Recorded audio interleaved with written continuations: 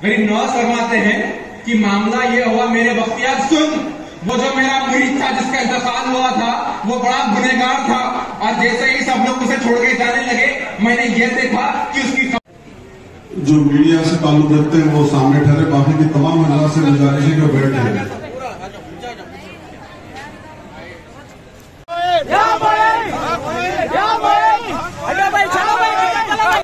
सज्जाद रशीद दरगाह हाजीपेट हमारे दरमियान हमारी दावत पर यहाँ पर जलवा अफरोज हो चुके हैं।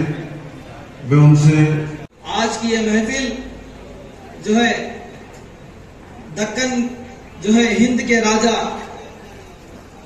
ख्वाजाओं के ख्वाजा गरीब नवाज की शान में ये महफिल मुनक़िद की गई है। हमारी और आपकी ये खुशकिस्मती है कि हम इस महफिल में तशरीफ फरमा है। पीरों के पीर सुल्तानुल औलिया हजरत गौसे आजम दस्तगीर रहमतुल्लाह अलैह फरमाते हैं कि मेरा नाम मेरे मुरीद के जुबान पर जब तक नहीं आता तब तक कि मैं न चाहूं, जब मैं चाहता हूं तो जो है नमाजें कायम की जा रही है। हुजूर गरीब नवाज हो जिसकी वजह से सारे हिंदुस्तानियों को तबाह करने की तौफीक मिली है।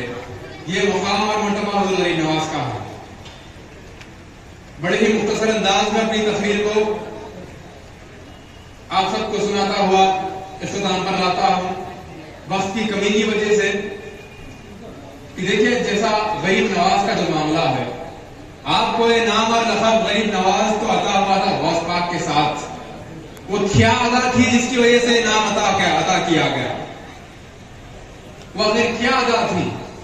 गरीब नवाज की शान के कुर्बान जाए, आप आपके बचपन में ही अपनी गली में घूम कर गरीब बच्चों को जमा कर अपने घर को लेकर आते थे और अपनी वालिदा मोहतरमा से फरमाते थे कि मेरी माँ तू जब भी मेरे लिए खाना पकाएगी इजाफा पका लिया कर, मेरे साथ इन गरीब बच्चों को खिलाना है।